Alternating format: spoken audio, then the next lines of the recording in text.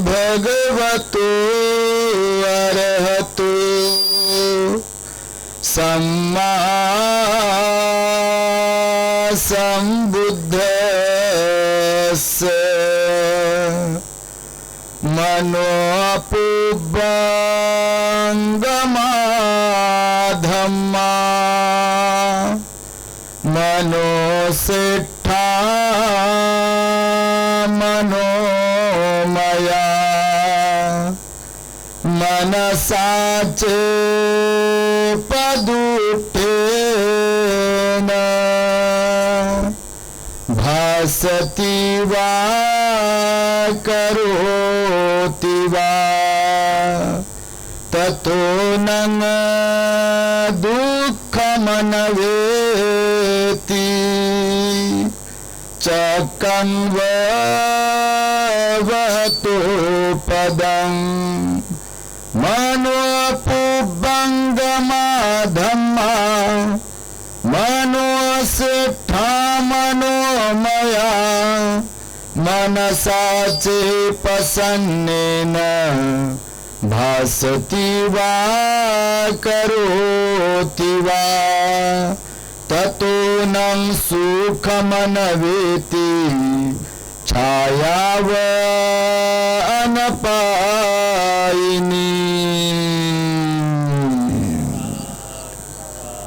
संपूर्ण विश्वाला ज्यांनी सुख शांती मानवता तथा दुःख मुक्तीचा आर्य संदेश दिला असे ते दुःख मुक्तीचे मार्गदाता दुःख मुक्त महामानव महान कारुणिक तथागत भगवान सम्यक संबुद्ध तथागतांनी आपल्या शुद्ध प्रज्ञेतून निर्मिलेला सद्धम्म आणि त्याच सद्धम्माचा गेली 2500 वर्षांपासून सातत्याने अहोरात्र प्रचार आणि प्रसार करणारा पूजनीय भिक्खू संघ या महान आणि सर्वश्रेष्ठ अशा त्रिरत्नांना प्रथमतः त्रिवार अभिवादन करतो, ज्यांच्या महान आणि असीम त्याग प्रभावामुळे आपल्याला जो हा अनमोल असा बुद्ध धम्म लाभला आणि ज्यांच्यामुळे आपल्याला हे एवढे मोठे वैभव प्राप्त झाले असे महान युग प्रवर्तक भारतीय राज्यघटनेचे शिल्पकार परमपूज्य बोधिसत्व डॉक्टर बाबासाहेब आंबेडकर या महामानवाच्या महान अशा धम्मक्रांतीमध्ये संपूर्ण जीवनाला समर्पित करून आज या महान मंगलमय दिनी तक्षशिला बौद्ध धम्म प्रशिक्षण प्रतिष्ठान चांदापूर जेतवन तालुका परळी वैजनाथ जिल्हा बीड द्वारा आयोजित 12वी अखिल भारतीय बौद्ध धम्म परिषद डॉक्टर बाबासाहेब आंबेडकर समाज भूषण पुरस्कार प्राप्त स्मृतिशेष शंकरराव जगतकर नगरी चांदापूर या ठिकाणी आज शनिवार दिनांक 7 मार्च 2026 रोजी या ठिकाणी संपन्न होत आहे। तेव्हा या परिषदेला माझ्या समवेत धम्ममंचावरती उपस्थित असलेले आमचे धम्मबंधू पूजनीय भिक्खू धम्मसिंहजी थेरो, पूजनीय भिक्खू पय्यावर्धनजी आणि संपूर्ण पूजनीय भिक्षू संघ भिक्षुणी संघ श्रामनेरी, त्याचबरोबर या परिषदेसाठी आमच्या समवेत उपस्थित असलेले प्राध्यापक प्रदीप रोडे सर आणि ज्यांनी आम्हाला निमंत्रण दिलं असे जगन सर्वदेजी, त्याचबरोबर घोडके साहेब आणि सर्वच आपण या धम्म परिषदेला श्रवण करण्यासाठी दूरवरून उपस्थित असलेले श्रद्धावंत उपासक उपासिका बालक तथा बालिकांनो, तद्वतच द ग्रेट हॅपीनेस या आपल्या यूट्यूब चॅनलचे सर्वच दर्शक, सर्वप्रथम तुम्हा सर्वांच्या प्रती मंगल मैत्री सद्भावना व्यक्त करतो आणि आपणा सर्वांच्या दुःखमुक्तीकरिता तथागत भगवान बुद्धांद्वारा शिकविलेल्या धम्मोपदेशास प्रारंभ करतो। आपण सर्वांनी शांत एकाग्र आणि श्रद्धायुक्त चित्ताद्वारे अनमोल बुद्धवाणीला आपल्या हित सुखाकरिता श्रवण करावे, ग्रहण करावे। अतिव आनंद होतोय 12व्या बौद्ध धम्म परिषदेला आम्ही आज उपस्थित आहोत।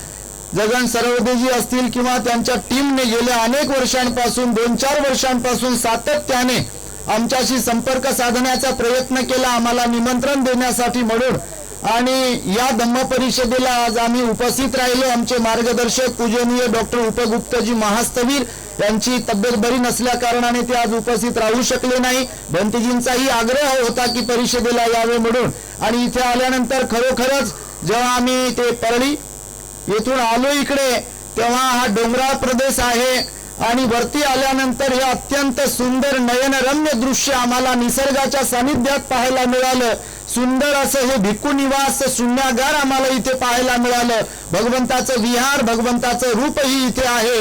आणि एवढा मोठा कार्यक्रम परिषदेचा दरवर्षी येथे आयोजित केल्या जाते, तेव्हा प्रथमतः आयोजकांसाठी आपण टाळ्यांच्या गजरांमध्ये त्यांचं अभिनंदन आणि कौतुक करावं. या माळ रानावर धम्माचा प्रचार आणि प्रसार करावा, भगवान बुद्धांची वाणी तुम्हाला ऐकता यावी, बाबासाहेबांचा विचार तुमच्यापर्यंत पोहोचावा, यासाठी म्हणून हा या संयोजन समितीचा खटाटोप आहे. त्यातल्या त्यात रोडे सरांनी मला येताना घोडके सरांची काय ना घोडके राजेंद्रजी घोडके यांची हिस्ट्री सांगितली की ते पूर्व चर्मकार समाजातील आहेत आणि चर्मकार समाजातील असून देखील बौद्ध धम्माचं आचरण करतात, साधक आहेत आणि त्यांच्या पुढाकाराने त्यांच्या नेतृत्वामध्येच इथे हे धम्माचं काम होते आहे. त्यामुळे बौद्धेतर असताना देखील बुद्ध धम्माचं आचरण करीत डॉक्टर बाबासाहेब आंबेडकरांनी दिलेल्या धम्माच्या प्रचार प्रसारामध्ये योगदान देणाऱ्या राजेंद्रजी घोडके यांच्याही साठी टाळ्या वाजून त्यांचं आपण कौतुक केलं पाहिजे. आता त्यांचा आमचा काही परिचय नाही पहा, मी तर पहिल्यांदाच इथे आलो. तुम्ही नाही चांगले आहे, तुमच्यासाठी टाळ्या नाही म्हणत याचा अर्थ असा नाही की तुम्ही चांगले नाही. तुमच्या एवढं तर कोणीच चांगलं नाही. पहा, तुम्ही येत नाही तर कार्यक्रमच होत नाही, नाही का. इथं किती गाजावाजा करू दे, लाखो रुपये खर्च करू दे, परंतु श्रद्धाळू लोक ज्यांची बुद्ध बाबासाहेबांवरती नितांत श्रद्धा आहे ते लोक जर येत नाही तर हे मांडव किती भारीचा असू दे, स्टेज किती पैशाचा असू दे, ही जमीन 300 एकर काय 500 काय 1000 एकर राहू दे, आणि इथं अजून कोणाला जरी आणलं हिरोला आणि हिरोनीला एखाद्या समजा आणू नका तसं कोणाला, पण नाही तर बिघडते कार्यक्रम.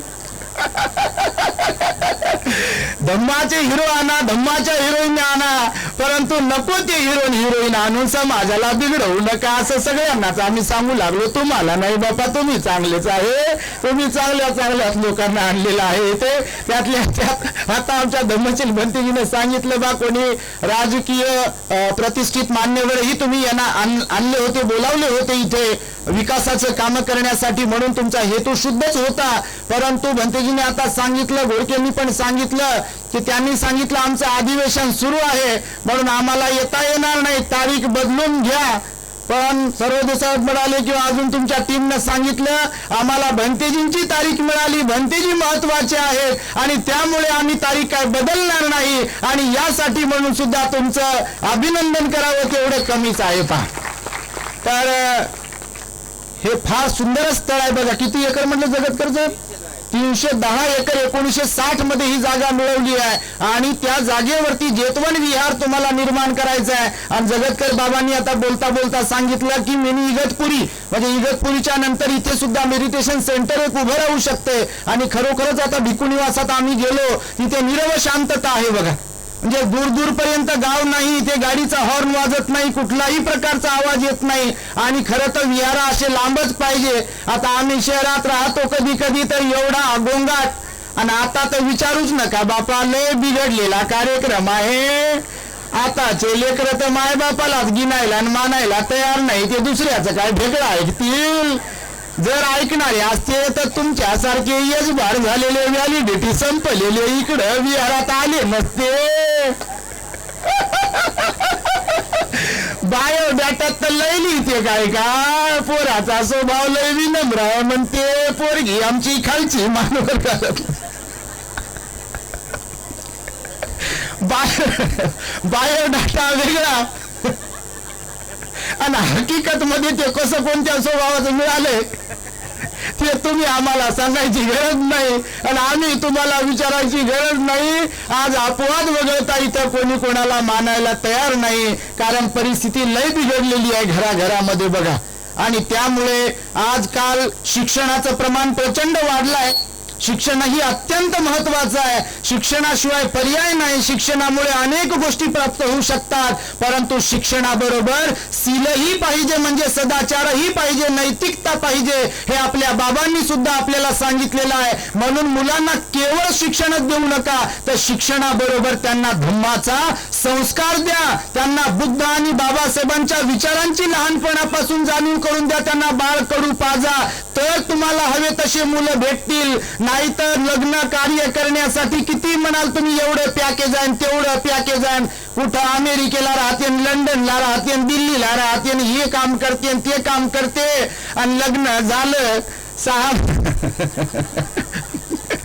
6 महिने झालं की अगोदर सोयरिकीच्या अगोदर, लग्नाच्या अगोदर, लग्न झाल्यावर 5-6 महिने तर लय गोड कौतुक, बापा लय सून चांगली भेटली म्हणते, लेक माझा तर आमच्या शब्दाच्या बाहेर जात नाही म्हणते. आणि 5-6 महिने झालं की तिचे कधी माऊली तेच बाबा आमच्याकडे येते म्हणते, जी म्हणते तुम्ही म्हणता ते खरंच आहे. कोणतं इंजेक्शन दिलं, कोणती गोळी दिली की अगोदर आमच्या शिवाय जमायचंच नाही ना, आता आम्ही घरात नकोच म्हणते. तर हे जे गणित बिघडलेलं आहे किंवा बिघडत आहे बघा, याच्यावर एकमेव उपाय आहे, माता पिता हे आदर्श असायला पाहिजे असं भगवंताने सांगितलं. ज्या अर्थी मुलांकडून अपेक्षा करता, मुलींकडून अपेक्षा करता की मुलं चांगले निघाले पाहिजे, मुलगा चांगला निघाला पाहिजे, मुलगी चांगली निघाली पाहिजे, ते काय मशीन मधून चांगले निघतील काय?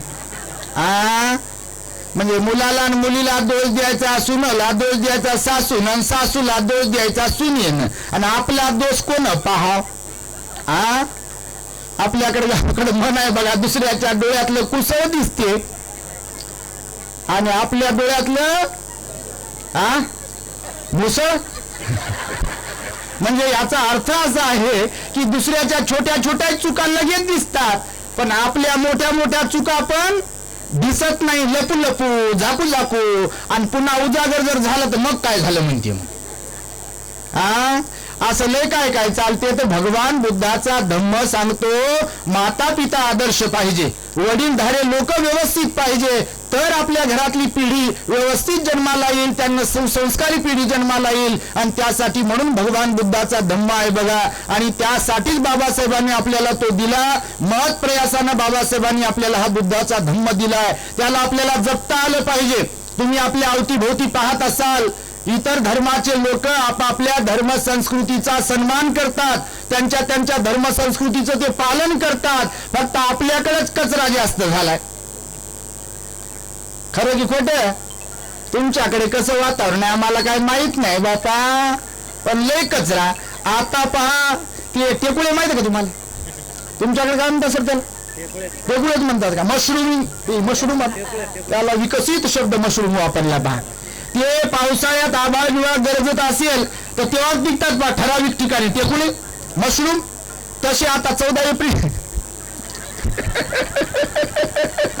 पुढच्या महिन्यात 14 एप्रिल आहे की नाही, जो कधीच आले नाही, विहाराकडे फिरकले नाही, ज्यांनी कधी बाबासाहेबांच्या पुतळ्याला कपडा मारला नाही, कधी स्वच्छता केली नाही, कधी रंगरंगोटीसाठी आले नाही, कधी वंदनेसाठी येऊन गुडघ्यावर बसून मुका बसना बापू काहून असा करतो, हे लय त्रास देते हो आम्हाला बऱ्याच ठिकाणी. एक तर लाईट घालवते हो, काय होते माहित नाही. आता इथं नाहीये, चांगलंच आहे बापा, काय आता पहा ते काहींची गोष्ट तुमच्या पोरांची नाही आणि तुमची तर बिलकुलच नाही, म्हणून तुम्ही खरंच लय चांगले आहे. पण काही बघा, खरंच तुम्ही पाहिलं असेल, समाजाचा बारीक अभ्यास करत असाल तर, कारण धार्मिकतेमध्ये तरुणांची संख्या फार नगण्य आहे. विहारात येत नाहीत कधी, किंवा प्रबोधनाच्या कार्यक्रमामध्ये कधी सहभागी होत नाही. पण जयंती म्हटलं याच्याकडून पैशान, त्याच्याकडून पैशान, मग नगर सेवक, आमदारण, खासदारण, मंत्री, संत्रीन, जी साहेब चपल्या उचलू का तुमच्या? देता का मग मला? मग अध्यक्ष बनवता का मंडळाचा मला? बरं बरं, इस्त्री मारून देऊ का कपड्याला तुमच्या? गाडी पुसून देऊ का तुमची? तुमचे पाय डोक्यावर घेऊ का? आणि मला मग तुम्ही देता का काहीतरी भीक मागे? असे काही काही असतात, म्हणजे तुम्ही नाही, तुमच्याकडे नाही. पण जयंतीला मी आता टेकुळे हा मशरूम शब्द वापरला की नाही, बिलकुल असे जन्माला येणार म्हणजे येणार. आणि ते चांगल्या लोकांसोबत वाद घालतात बघा, विशेष म्हणजे विहारातल्या लोकांशीही वाद घालतात. ही गोष्ट समाजासाठी अत्यंत शर्मेची आहे. याला आळा घालण्यासाठी चांगला समाज, चांगली मुलं, चांगले मुलं जन्माला येणं, तयार होणं ही काळाची गरज आहे. त्यासाठी या धम्म परिषदा अशा झाल्या पाहिजे बघा, तुमच्या माहितीसाठी सांगतो. अन्यथा वाईट वेळ येईल समाजावरती. आणि बाबासाहेबांनी जो धम्म दिला ना आपल्याला, तो धम्म मग इतर लोक, बाबासाहेबांनी जसा इशारा दिला 15 ऑक्टोबर 1956 ला, उद्या तुमच्याकडे पाहून इथल्या प्रस्थापित व्यवस्थेनं अशी म्हणण्याची वेळ येऊ देऊ नका की महाराणी बुद्ध धम्म बाटवला.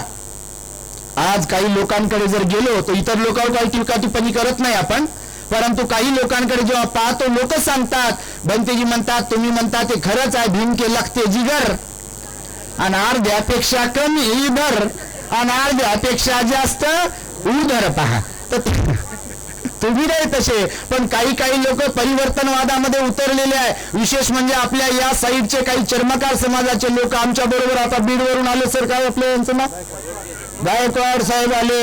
हे बघा तिथे बसलेल्या चर्मकार समाजाचे बीडवरून आले बघा. ते उपस्थित साधक आहे, अत्यंत सिलवान गुणवान आहे. त्यांच्याहीसाठी तुम्ही टाळ्या वाजवल्या पाहिजे. आम्ही जे आपल्या द ग्रेट हॅपीनेस चॅनलवरून प्रवचन देतो का नाही, आता युट्यूब सर्वांचं आहे. कारण युट्यूब चॅनल हे काय आपल्या इकडच्या कोणी बनवलं नाही, ते लय चांगलं झालं. कारण इकडं भारतात काही जे बनवलेलं असेल त्यांच्या डोक्यात किडा शिरते जातीवादाचा, आणि ते बंद करते. मग बरं झालं हे सोशल मीडिया इकडं कोणी बनवलं नाही, ते तिकडच्याने बनवलंय. आणि त्याच्यामुळे बुद्ध बाबासाहेबांचा विचार, प्रचार, प्रसार बघा शेवटच्या माणसापर्यंत पोहोचतोय. आता आल्यानंतर इथे वंदन करायला, स्वागत करायला कितीतरी महिला उपासिका, उपासक, मुलं मुली म्हणत होते, भंतेजी आम्ही युट्यूबवर ऐकतो, आता प्रत्यक्ष ऐकायला भेटणार आहे. म्हणजे ही गोडी जी लागली बघा, तर युट्यूब मुळे लागली आहे. एकदा युट्यूबच्या मालकासाठी त्याला टाळ्या वाजवा, हे कौतुक करणं आहे. आणि टाळ्या वाजवल्यावर पाप होत नाही, तुम्हाला कोणी शिकवत असेल तर नाही. आपली आता लय बिघडवणारी आहेत. पा टाळ्या कुठं वाजवतात का म्हणते. अरे बाबा, कोणत्या पुस्तकात लिहिलं टाळ्या वाजून, आणि कोणत्या जातीत घुसडवता टाळ्याला बीत? टाळ्या बिळ्या कोण्या जाती धर्माच्या नसतात. टाळ्या वाजवणं कौतुक आहे, साधुकारही दिला पाहिजे, आणि टाळ्या वाजवल्या पाहिजे. एखाद्या डॉक्टरांकडे जाऊन विचारा, टाळ्या वाजवल्यावर याचा व्यायाम होते, तळ हातांचा मुंग्या येणं बंद होते, वाजवत राहा. पण कोणाचं वाईट झाल्यावर नका वाजवू, चांगलं झाल्यावर वाजवत राहा, वाईट झाल्यावर वाजवू नका. नाही तर कणीच बिघडायचं बा. घरातलं मी समजा कोणाचं वाईट झालं, बरं झालं म्हटलं की मग तुमचं काही खरं नाही. तर तशा ठिकाणी नाही, चांगल्या ठिकाणी, कौतुकाच्या ठिकाणी टाळ्या वाजवत राहा. तर हे परिवर्तन आहे बघा. आता मला इथे हा जो ग्रंथ दिला बघा, बुद्ध आणि त्यांचा धम्मग्रंथ, याच्यावर कोट आहे बाबासाहेबांचं. तुमच्याकडे आला असेल, तुम्ही वाचवत असाल तर, बाबासाहेबांचं बुद्ध धम्मच का स्वीकारला बाबासाहेबांनी? मला बुद्धच का प्रिय आहे, मी बुद्ध धम्म संघाशिवाय इतर कोणालाही मानणार नाही. जसं नथी मे शरणं अन्यं बुद्धो मे धम्मो मे संघो मे शरणं, असं का म्हणाले, का वधवून घेतलं, याचा सारांश तुम्ही बाबासाहेबांनी लिहिलेल्या द बुद्ध अँड हिज धम्मा ग्रंथामध्ये आहे. आणि याच्यामध्ये बाबासाहेबांनी काय लिहिलं बघा, तुमच्याकडे जर हा ग्रंथ आला तर बाबासाहेब म्हणतात, आपले बौद्ध धम्म 3 सिद्धांतांची दीक्षा देतो. बघा आपले बाबासाहेब काय म्हणतात, बौद्ध धम्म 3 सिद्धांतांची दीक्षा देतो. एक तर प्रज्ञा, करुणा आणि समता. बौद्ध धम्मच जगातील शोषण थांबवू शकतो. माझा असा विश्वास आहे की एक दिवस मानवतेच्या रक्षणासाठी केवळ भारतच नव्हे तर सारं जग बौद्ध धम्माचा स्वीकार केल्याशिवाय राहणार नाही. हे बाबासाहेबांचं आपल्या मत आहे. आणि आज खरोखरच बघा, देश युद्धाने होरपळून जात आहे. आज युद्ध सदृश्य परिस्थिती आहे. आणि आज जगाला युद्धाची नव्हे तर जगाला आजही आणि उद्याही आणि कालही बुद्धाचीच गरज आहे, होती आणि राहील. कारण भगवान बुद्धांनी समता, स्वातंत्र्य, बंधुभाव आणि न्यायाची शिकवण दिली. भगवान बुद्धांनी शांतीचा पुरस्कार केला. अंगुलीमालाच्या हातातलं शस्त्र भगवान बुद्धाने टाकून दिलेलं आहे. आणि त्यामुळे युद्धाकडे जग जात असताना तुमची माझी प्रत्येकाची जबाबदारी आहे आपलं मन निर्मळ करणे, आपली वाणी निर्मळ ठेवणे, आपलं आचरण शुद्ध ठेवणे. कारण आपल्याकडे पाहून इतर लोकांना वाटलं पाहिजे मी बुद्ध धम्माचं आचरण केलं पाहिजे, मी दान पुण्य केलं पाहिजे, मी सील पालन केलं पाहिजे, मी ध्यान केलं पाहिजे, असं वाटलं पाहिजे की नाही? झोपले का काय? सांबर भात बनवला होता म्हणतो जगन सर्व. त्यांना म्हटलं बा लोकांना जेवायला काय बनवलं? ते म्हणे सांबर भात बनवला म्हणे, आंबट मस्त पैकी. तर ते खाल्लं ना तुम्ही सर्वांनी? नाही खाल्लं म्हणते बापा. लय मोठ्यानं नाही म्हणले बापा, यांना द्या नंतर झाल्यावर, नाही तर काही खरं नाही. कार्यक्रम झाल्यावर जेवायला लग्नामध्ये लय चालते, इकडे चालणार नाही, इकडे कोणी काही म्हणणार नाही, पण लग्नात लय चालते. लग्न किती चांगलं होऊ द्या, जर जेवणामध्ये चपाती करपलेली असेल किंवा कच्ची असेल, पुरी बिरी गुलाबजामुन हे लय छान आहे म्हणे, भंतीची खाऊन तर पहा. मी म्हटलं आम्ही खात नाही बा गोड, यांनी खाला गुलाबजामुन. खरंच जेवण फार सुंदर आहे, पण जर जेवण मिळालं नाही कार्यक्रमात, समजा इथं नाही लग्नात वगैरे, आणि त्यांना जर म्हटलं लग्न वगैरे कसं झाले, पोरगी कशी होती, पोरगा कसा होता, ते सगळं सांगायचं सोडते आणि ते म्हणते काय खरं आहे हो जेवणच भेटलं नाही. एवढ्या पत्रिका कशाला वाटायच्या म्हणते, आम्हाला कशाला पत्रिका दिली वगैरे. तर तसं तुमचं होता कामा नये बा. आणि त्यामुळे बुद्धाचा धम्म श्रेष्ठ आहे, परंतु आपल्याकडे पाहून, आपल्या आचरणाला पाहून लोक आपल्याला म्हणले पाहिजे की बा आपण पण ध्यान केलं पाहिजे, आपण पण सील पालन केलं पाहिजे, आपणही दान पुण्य केलं पाहिजे. तर जर आपल्याला तसं घडलं तर खरोखरच बाबासाहेबांचं काम आपण पुढे आणि पुढे घेऊन जाऊ शकतो. नाही तर लाचारी आणि गुलामगिरी जर आपल्यामध्ये असेल तर बाबासाहेबांच्या विचारांशी आपण प्रार्थना करतो असा त्याचा अर्थ होतो बघा. आणि आज समाजामध्ये आम्ही पाहतो की अनेक लोक चांगलं काम करतात, पण काही लोक मात्र अहंकारामध्ये आणि अहंकारामध्येच राहतात, वाकायला झुकायला तयार नाही, आणि त्यातही बाबासाहेबांना पुढे करतात. बाबासाहेबांना झुकायला शिकवलं नाही म्हणते. मागे एक पोराला म्हटलं बा तुम्ही लोक विहारात येत नाही, काही नाही म्हणे भंतेजी आम्ही अगोदरपासून इथे राहतो, तुम्हाला माहित नाही इथली परिस्थिती, मी बाबासाहेबांची जयंती साजरी करतो, मी अध्यक्ष आहे, अमकाय ढमकाय टमकाय, आणि बाबासाहेबांना झुकायला वाकायला शिकवलंच नाही म्हणे. म्हणलं कोणतं पुस्तक वाचलं बापू तू? नाही ते वाचलं म्हणे पुस्तक, मी लय वाचलं, माझ्या घरात कपाट भरून आहे. आज म्हटलं घरात कपाट भरून तू वाचलं कोणतं? नाही ना माझ्या पप्पाने आणून ठेवले आम्ही पुस्तकं, ते अशी शोकेस मध्ये, तुम्ही आले तर पहा म्हणे हॉलमध्ये, कुठे आले तर पहा म्हणजे जुलमच जा. अरे बाबा जुलम कशाला, मला माझ्या मागे लोक बिचारे किती 2-3 वर्षापासून लागू लागले, तारीख आमच्याकडनं हे जुलमच या म्हणते. भगवान बुद्धांनी सांगितलं भिक्षूंना 9 ठिकाणी तुम्ही बोलवलं तरी जाऊ नका.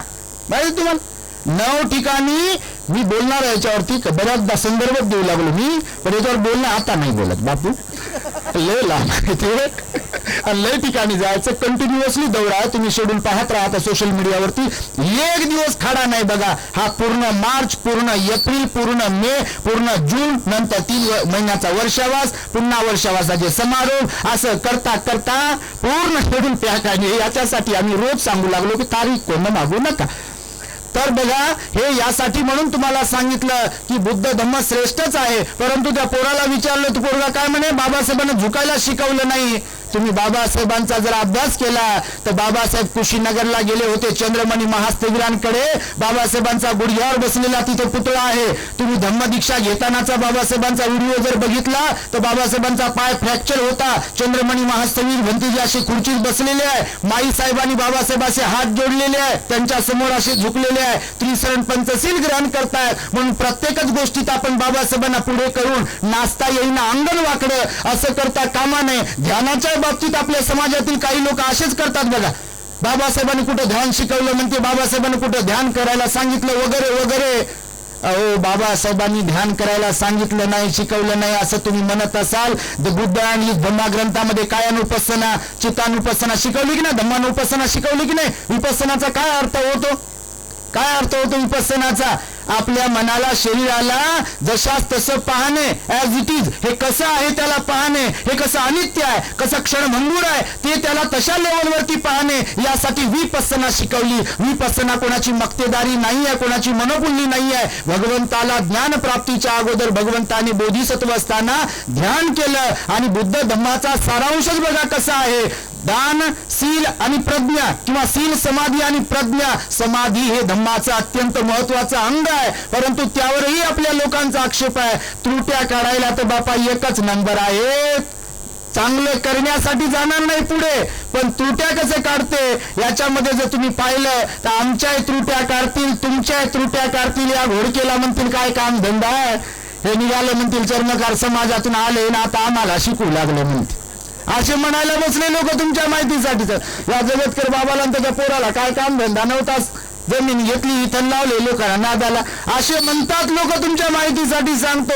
आणि त्यामुळे आपल्याकडे बिघडवणारे लोक आहे, सुधरवणारे लोक कमी झाले आणि बिघडवणारे लोक जास्त झाले. आणि म्हणून पुढे पेरणी सुरू राहते आणि मागे ती पेरणी बिघडणारे लोक बिघडवणारे लोक असतात आणि त्यातल्या त्यात ते अहंकारी असतात. आता जसं पोराचं तुम्हाला उदाहरण सांगितलं की नाही, म्हणून अहंकारामुळे सुद्धा समाजाचे मोठे नुकसान होत आहे. बघा, विहाराच्या माध्यमातूनही अहंकार असतो, जयंती साजरी करण्याच्या माध्यमातून पण अहंकार असतो, कार्यक्रम घेण्यावरून पण अहंकार असतो.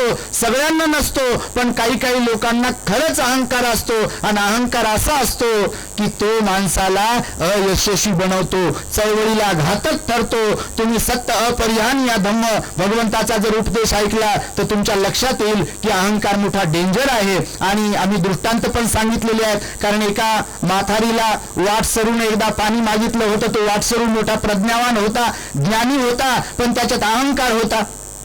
ज्ञानीवंत असणं आणि ज्ञानीवंत आणि अहंकारी असणं हे दोन प्रकारचे असतात. तर एक ज्ञानीवंत अहंकारी ज्ञानीवंत एकदा वाटसरू एका रस्त्याने चालला असता, रस्त्यामध्ये त्याला तहान लागली, एका विहिरीवर तो थांबला. त्या विहिरीवर एक म्हातारी होती पाणी शेंदून देणारी, काढून देणारी. त्या म्हातारीला त्याने विचारलं की आई मला पाणी देते का काढून आजी? तर ती आजी पण हुशार होती त्याच्यासारखी, तुमच्यासारखी लय जास्त. असं काही नाही की कोणी शिकलेलं नसेल तर हुशार नसते, लय लोक हुशार असतात. तुम्ही तर लय हुशार आहे बापा, काही विषय नाही. आणि त्या आजीला पाणी मागितल्यानंतर ती आजी म्हणली बा पाणी देतो, पण त्या आजीला परीक्षा घेण्याची सवय होती. काही काही लोकांना परीक्षा घेण्याची लय सवय असते बा. आम्ही लहान होतो, आताही लहानच आहे, तर आता भंतीची होतो समजा. काही काही समजा जे लग्न बिग्न लावतात की नाही लोक, तुमच्याकडे असतील. आता त्या बिचाऱ्याला वंदना यायची, सुत्त यायचे, भाषण करता यायचं, त्यांना वक्ते म्हणून कोणी कोणी बोलवायचं. आता आम्ही नवके होतो बा, इडीमिडी तिडीमिडी चवदनाल्या बोलू पाय होतो आम्ही, आणि नवीनच होतो, तर आम्हाला एवढं काही येत नव्हतं, ज्ञानी नव्हतं. आताही असं काही येत नाही, आम्ही आताही बालपबुद्धीचा बा मान्य करतो आम्ही. कारण बाबासाहेब म्हणाले शेवटपर्यंत मी विद्यार्थी आहे तर आपण काय आहे. तर मग ते आमची परीक्षा घ्यायची, तुम्हाला हे येते का आणि तुम्हाला ते येते का, आणि तुम्ही हे करता का आणि ते तुम्ही ते करता का, वगैरे वगैरे. आणि तेव्हा मुकत बसावं लागायचं. आता कोणी विचारत नाही, कारण विचारणाऱ्याचीच पात्रता आम्ही सांगत असतो की नागसेन आणि मिलिंद राजा यांचे संदर्भ पहा, सम्राट अशोक आणि मोगली पुत्र तिस्स भंतेजीचे संदर्भ पहा, आणि पात्रता तयार करावी लागते. यासाठी भगवान सम्यक संबुद्ध आणि पंचवर्गीय श्रावक पण पहा. भगवान बुद्धांनी सुद्धा ज्ञान प्राप्त झाल्यावर कोणालाही सांगितलं का? सांगितलं का? बुद्ध गवतच उपदेश केला का? केला का? वाचलं की नाही तुम्ही? बुद्धांनी त्यांच्या मुख्य बसायले बापा, काही काही बोलत राहा माझ्यासाठी, माझ्यासोबत म्हणजे समजते बा, तुम्ही ऐकू लागले. भगवान बुद्धांनी ज्ञान प्राप्तीनंतर लगेच उपदेश केला का तिथल्या लोकांना? सारनाथला गेले, रस्त्यानं कोणीच भेटलं नसेल का? बुद्ध गये ते सारनाथ कोणीच भेटलं नसेल का? भेटला असेल की नाही? पण कोणालाही केला का उपदेश? कोणालाही नाही केला. पात्र लोक पाहिले, आणि ते 5 लोक जे होते की नाही परिव्राजक, बाबासाहेबांनी लिहिलं बुद्ध आणि त्यांच्या धम्मग्रंथात, ते 5 परिव्राजक पात्र होते. धम्मचक्क पवतन सुत्ताचा उपदेश श्रवण करण्यासाठी त्या पात्र लोकांनाच उपदेश केला, इतर कोणालाही केला नाही. कारण धम्म वजनदार आहे, आयऱ्या गैऱ्या लत्तू खैऱ्याचा नाही आहे धम्म ऐकणं. म्हणून प्रत्येकामध्येच पुरुषार्थ नाही आहे धम्माचं आचरण करण्याचा. ते आमच्यासारखे श्रमण असो का तुमच्यासारखे उपासक असो, सगळेच लोक धम्माचं आचरण करू शकत नाहीत. जय भीम म्हणणं लय सोपं आहे, याची वरे घालणं लय सोपं आहे, पांढरे कपडे घालणं लय सोपं आहे, गळ्यामध्ये पंचरंगी निळे फेटे घालणं लय सोपं आहे, पण पंचशील पालन करणं लय अवघड आहे. आठवड्यातून एकदा का होईना अष्टशील पालन करणं लय अवघड आहे. किमान रविवारी का होईना विहारात जाणं लय अवघड आहे. 22 प्रतिज्ञांचं पालन करणं काटेकोर लय अवघड आहे. खरं की खोटं? काही काही मुख्य बसले पाहास, ते असेच म्हणते बरोबर आहे बापा, पण आमच्या तर अशी परिस्थिती आहे बघा.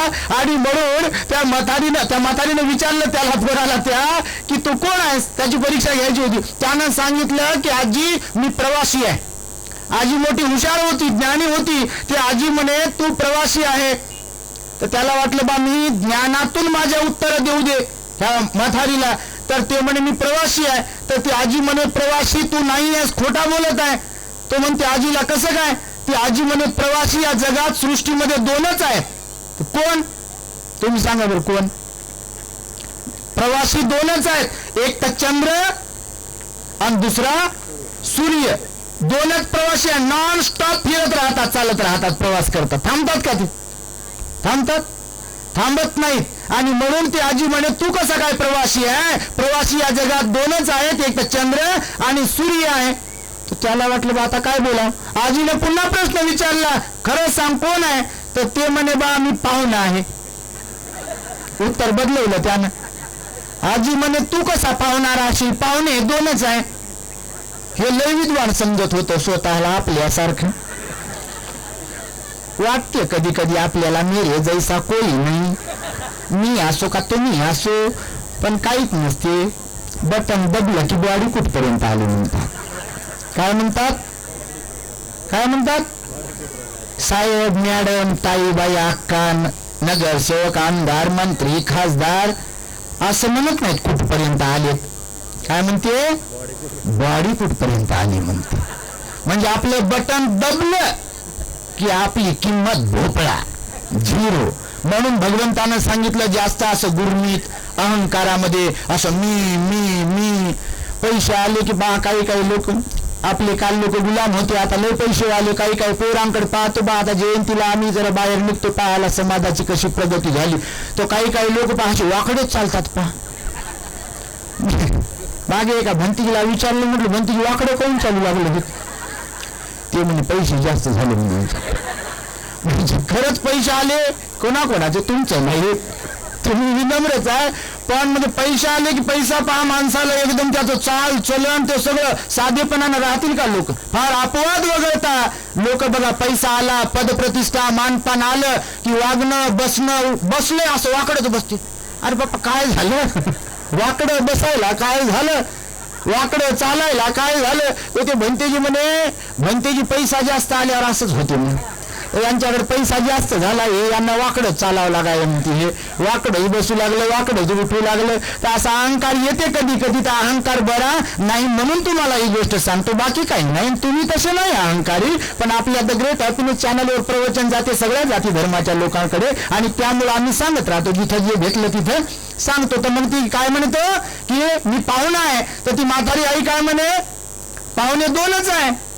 तर म्हणे कोणते.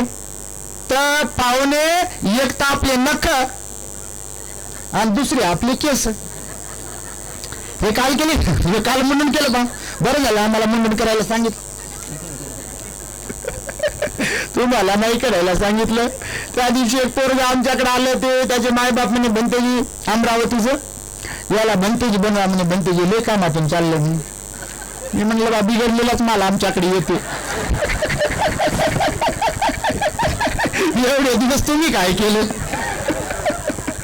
आणि आमच्याकडे 10 दिवस द्यायचं आणि ते सुधारलं तर सुधारलं, नाही सुधारलं तर आम्हाला.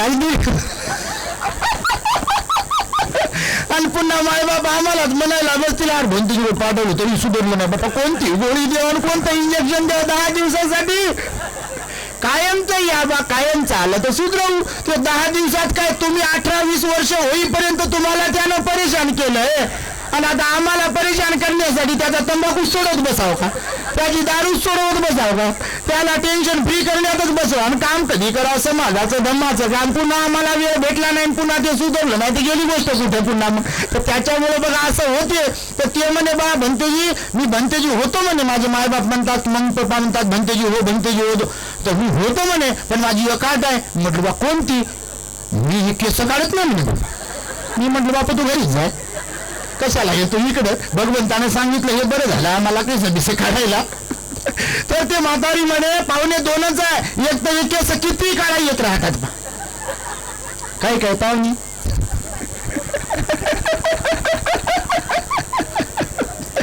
काही लोक असतात बघा असे आम्ही लहान होतो तेव्हा पाहिलं बा, तुमच्याकडे आहे का नाही माहित नाही.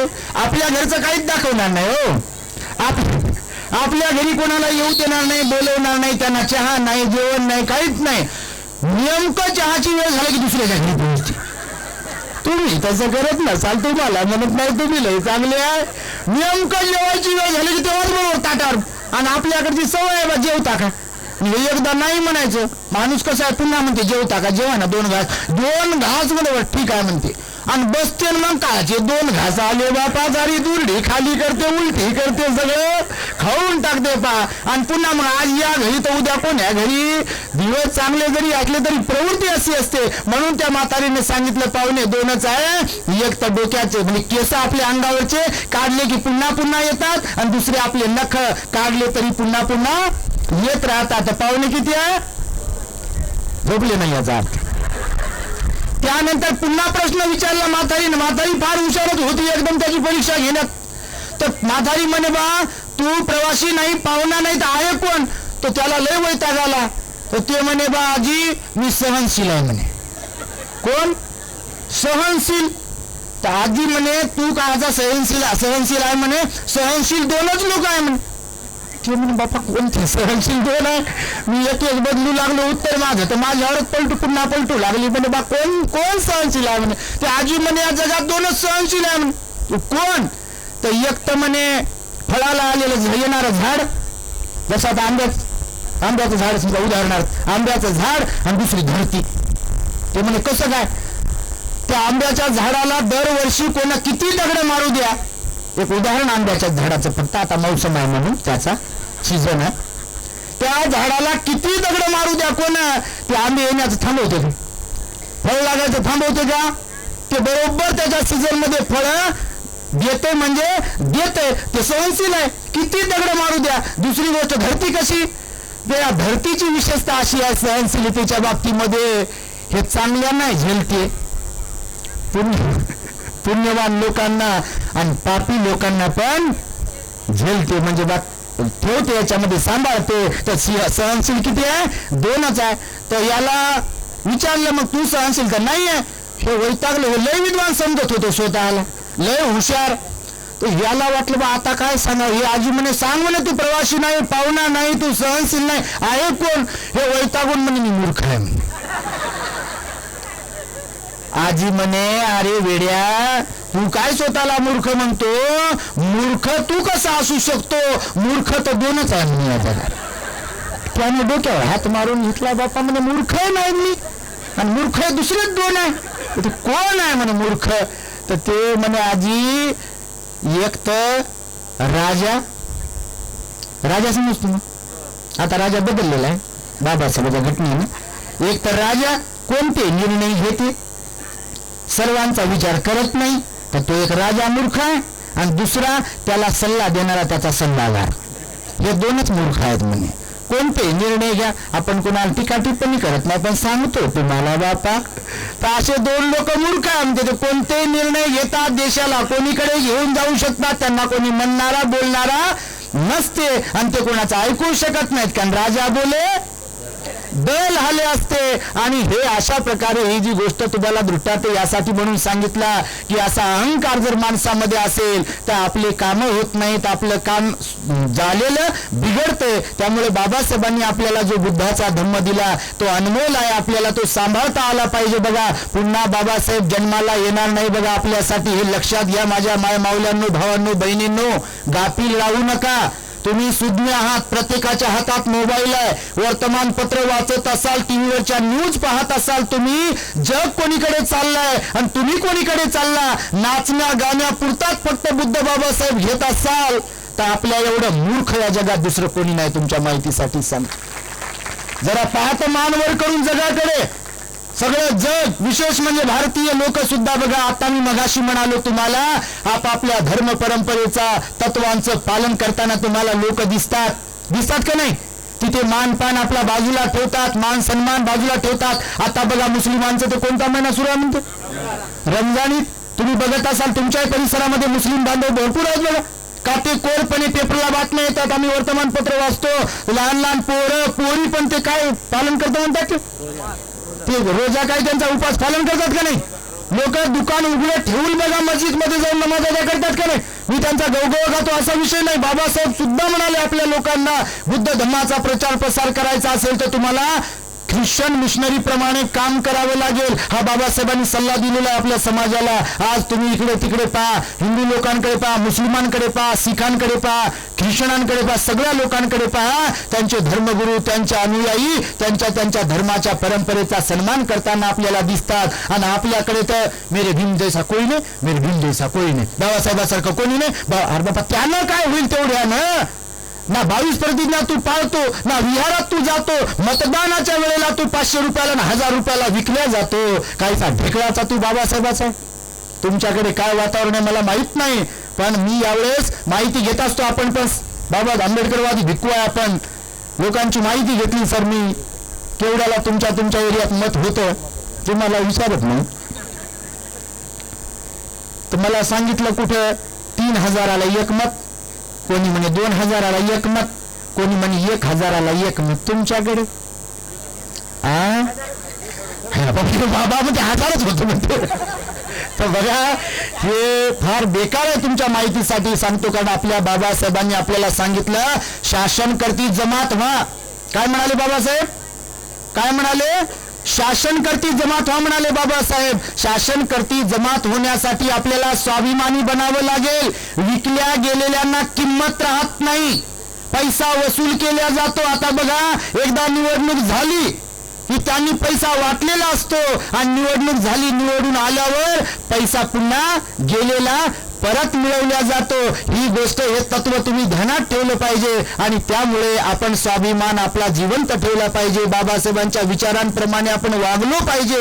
केवळ बाबासाहेबांचा जय जयकार करण्यातून आपल्याला काही मिळणार नाही. मी नेहमी सांगतो, बाबासाहेब त्यांच्या स्वतःमध्ये असलेल्या गुणवत्तेनं कालही मोठे होते, आजही मोठे आहेत आणि उद्याही मोठेच राहतील. त्यांना कोणी लहान बनवू शकत नाही त्यांच्या कर्तृत्वाने. पण तुम्ही आम्ही मात्र बाबासाहेबांचे खऱ्या अर्थाने आचरणिक अनुयायी बनू शकलो पाहिजे. कारण कर सको तो अपनी वाणी में कुछ असर पैदा करो, रुख हवाओं का बदल दे वो हुनर पैदा करो, तुम्हें सम्मान से जीना है अगर इस देश में तो हर घर में एक आंबेडकर पैदा करो. एक आंबेडकर पैदा करो जो आंबेडकर स्वाभिमानी असेल. तो आंबेडकर तुम्हाला तयार करता आला पाहिजे. तुमच्या मुलांच्या माध्यमातून, तुमच्या मुलींच्या माध्यमातून तुम्हाला आंबेडकर पैदा करता आला पाहिजे. आणि त्यामुळे केवळ जयंती साजरी करणे, नाचणे, गाणे एवढ्यापुरतं बाबासाहेबांना मर्यादित ठेवू नका. बाबासाहेबांनी सांगितलेल्या गोष्टी प्राणपणाने तुम्ही पाळल्या पाहिजे. तुम्ही अभ्यास केला पाहिजे,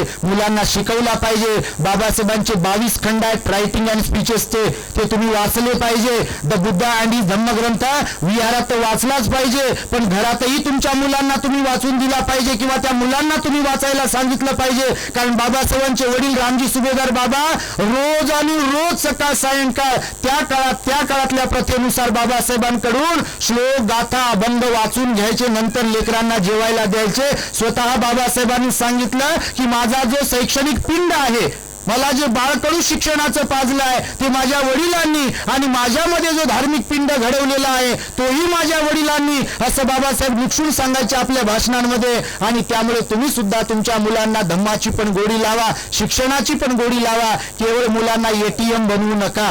कारण आज आम्ही पाहतोय बघा, सरते शेवटी तुम्हाला मी सांगेल की परवाला एका व्यक्तीचा फोन आला, रडत होते फोनवर, मोबाईलवर. त्यांनी सांगितलं, भंतेजी 3 भाऊ आहेत, वेल सेटल आहेत, लग्न झाले, प्रचंड श्रीमंती आहे, करोडपती आहेत, आणि आई म्हातारी झाली आहे. वडील वारले केव्हाच, आईला विस्मरण होते, लक्षात राहत नाहीये म्हातारपणामुळे. आणि भावांनी सांगितलं आम्ही आईला सांभाळत नाही. ती बहीण म्हणाली मी एकुलती एक आहे भंतेजी, मी माझ्याकडे घेऊन तर आले आहे, पण मला गिल्टी फील होते की माझ्या घरचे काही म्हणतील की काय. पण माझं पुण्यकर्म की माझे घरचेही लोक तुमचे प्रवचन ऐकतात, आम्ही पण प्रवचन ऐकतो, म्हणून माझे मालकही फार सुंदर चांगले सदाचारी आहेत, सिलवान गुणवान आहेत. ते म्हणतात तुझ्या आईची सेवा सुद्धा केली तर माझ्या आईची सेवा केल्यासारखं आहे, म्हणून तुझे भाऊ जर ते पालन करत नसतील, पाळत नसतील, म्हणजे सेवा करत नसतील तर हरकत नाही, पण आपण तुझ्या आईची सेवा करतो, तुम्ही संकोच राहत जा, मनामध्ये संकोच बाळगू नको. असं हे जे मी पाहिलं बघा, मलाही फार वाईट वाटलं. ही जी गोष्ट आहे ही गोष्ट साधी नाही आहे. म्हणून आपल्या लोकांना सांगतो, मुलांना शिक्षण तर द्याच, पण शिक्षणाबरोबर त्यांना बुद्ध धम्माचे संस्कारही द्या. नाही तर शिकलेली तुमचीच मुलं भलेही तुमचीच असतील, पण आता मी जसं मगाशी म्हणालो की बाल्याची माय, बाल्याची बायकोन, बाल्याचे लेकर. आता बाबासाहेबांनी खोल्या वाढवल्या, अगोदर होत्या 10 बाय 10च्या. बाल्याची माय, बाल्याची बायकोन, बाल्याचे लेकर आपापल्या खोलीत, आणि माय बापन समाज गेला म्हणते चुलीत. असं जर होत असेल तर तुमचं सांसारिक जीवन फेल आहे बघा. आणि म्हणून मी तुम्हाला वारंवार सांगतोय, बुद्ध बाबासाहेब आपल्या मुलांना त्यांचे तत्वज्ञान, त्यांचं आचरण, त्यांचे कर्म हे शिकवा, तरच आपला उद्धार होऊ शकते. त्यासाठी अशा सेंटरची पण फार नितांत गरज आहे. भगवान बुद्धाचा मार्ग श्रेष्ठ आहे, बाबासाहेबांनी म्हणून आपल्याला तो दिला. आणि म्हणून तुम्ही सुद्धा भिंके लगते जिगर आर्दे इधर आदे उधर बनू नका. प्युअरली बुद्ध धम्माचं आचरण करा. बाजूला तुमच्या परळी आहे. महाराष्ट्रात आणि भारतामध्ये मला येताना सरांनी सांगितलं की आम्ही पण त्याचा अभ्यास केला इथल्या मंदिराचा, की त्याच्यावर भगवान बुद्धाची मूर्ती आहे म्हणतात. कोणी कोणी पाहिली तुमच्यापैकी? बाकीच्यांनी कोणीच पाहिली नाही. हे तुमच्या जवळचं मंदिर औंढा नागनाथ एक आहे बघा तिकडे हिंगोली जिल्ह्यामध्ये, त्याच्यावर पण भगवान बुद्धाची मूर्ती आहे. आम्ही सुरुवातीच्या काळामध्ये हे जे प्राचीन मंदिरं वगैरे आहेत त्यांचं संशोधन करण्यासाठी, अभ्यास करण्यासाठी एकदा पंढरपूरला गेलो होतो. पंढरपूरच्या मंदिरातही गेलो तर तिथे पण जे कॉलम होते तर तिथे शिलालेख लिहिलेले होते. आता ते झाकले, त्याला काय काय काय काय लावलंय. तुम्ही जर बौद्ध धर्माचा इतिहास पाहिला, कोणावर टीका टिप्पणी नाही, तर इथले प्राचीन जेवढे धार्मिक स्थळ आहेत तेवढे बुद्ध धर्माचे होते. सम्राट अशोकाने 84,000 निर्माण केले, परंतु आता ते कुठे गेले? म्हणून जागोजागी जिथे कुठे खोदकाम होते तिथे तिथे बुद्ध विहाराचे अवशेष सापडतात. परंतु परिस्थिती अशी झाली आहे, ऊस माळ्याचा आणि भांडण कोल्याचं. का? तर हे शेतकरी ध्यानावर नाही, माळी ध्यानावर नाही, आणि कोला येते आणि टिकली मारून जाते, हे आमचंच आहे म्हणते.